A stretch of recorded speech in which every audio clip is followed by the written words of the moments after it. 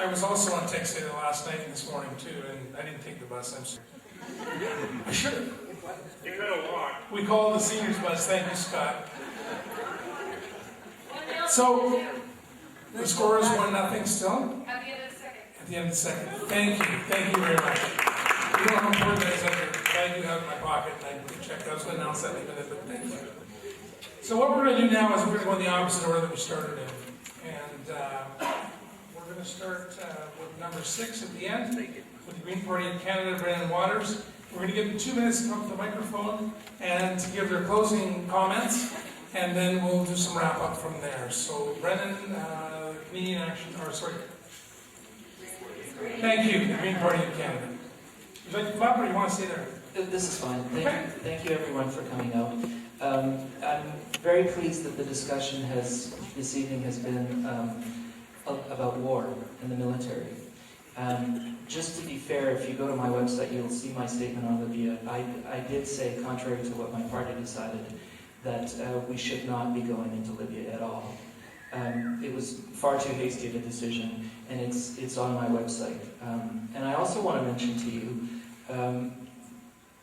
Roger has suggested, basically challenge the candidates on a specific issue, and that comes from Major General Butler's document from 1938, whereby the MP should assume a wage of a foot soldier.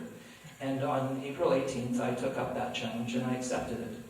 And so if I'm elected as an MP, I will, I'm a little concerned that the Ottawa would take away the wage. So I'm saying to people, I'll accept the wage of an MP, but the money that I receive will be distributed in the riding to certain specific projects that are in line with the Green Vision, up to the point of a foot soldier.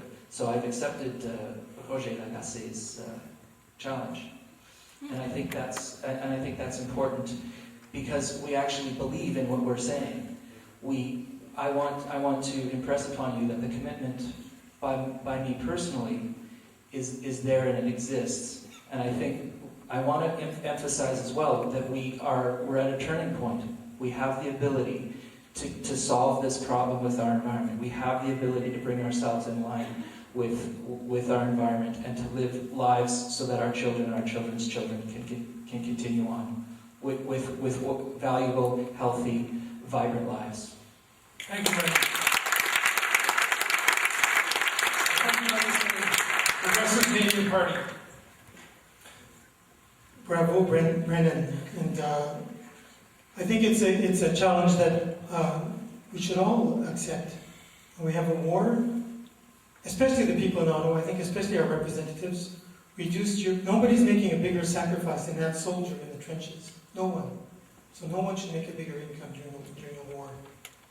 Now there's a lot of things we haven't talked about tonight. We haven't talked about the CBC, and I think that's one of the things that the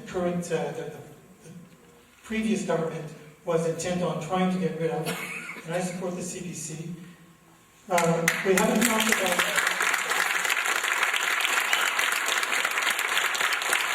and the National Film Board in our institutions of Canadian unity and culture. You know, I used to think that Hollywood was an amazing business success, that they didn't have any funding from the government. And I read this little book, it's called Hollywood, the Pentagon in Washington. It's written in French, by a French author. And it documents the billions and billions of dollars that the Pentagon in Washington invest in films to make you think about the way you think about Libya and about Afghanistan and about Iran. And I urge you to sort of take a more critical approach to what's being said in the newspapers as well. This is a graph that shows what happened to heroin trade in Afghanistan before the Americans bombed there, before the NATO or the coalition of the willing bombed there. The Taliban, because they're very religious, they were against drugs of all kinds. They had eradicated the heroin trade, which accounted for about 85% of the world heroin trade came out of Afghanistan. The Taliban brought it down to 5%. Do you know what's happened since we've invaded there? Since we've bombed there? It's gone back up to 85%. And You know, there's three big money makers in the world. Thank you, Roger. Where is that? Canadian Action Party, Ed Hardy. I need to repeat something for you. If the banksters in the oil interest didn't kill the electric car, we would be dealing with 1/2 the pollution that's in the world right now. Now those same people, in the form of Kinder Morgan, are in Burrard Inlet. They are shipping international oil in tankers 3 times the size of the Exxon Valdez through our pristine waters. They don't care that our future is in ecotourism. And it is. Everybody wins that way. We're the last pristine coast in the world that hasn't had a major oil spill. So where does everybody think the tourists are going to come?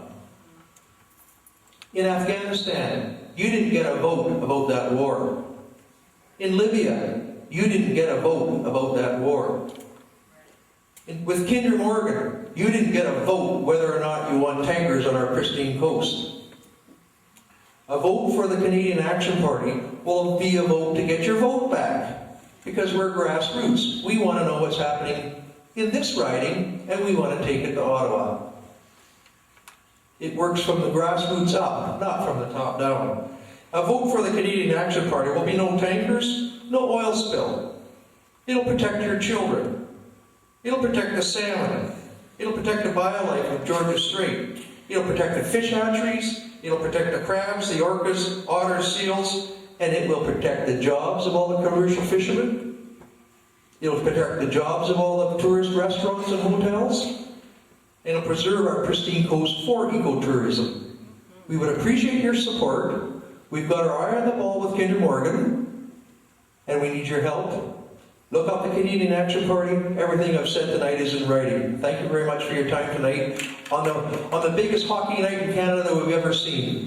Thank you. Thank you, Mike.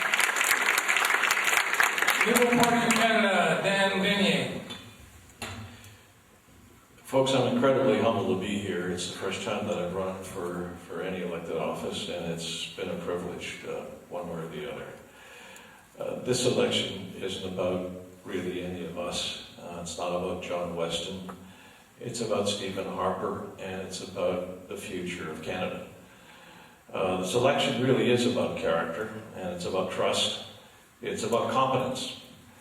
It's also about taking our democracy back.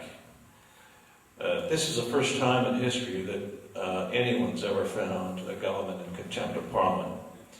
Mr. Harper promised openness, accountability, and transparency, and the Canadian people for 5 full years have been subjected to just the opposite. He shut down Parliament not once but twice. He embarrassed us in Copenhagen. The UN Security Council seat that should have been ours was lost to Portugal, a country that went into bankruptcy 2 weeks ago. He ignored China and India for 4 years. He squandered the healthiest balance sheet in the world through reckless spending. The Liberal Party of Canada's platform is going to repair the public vandalism of Stephen Harper's policies. Ours will be a research and fact-based government, not an ideologically based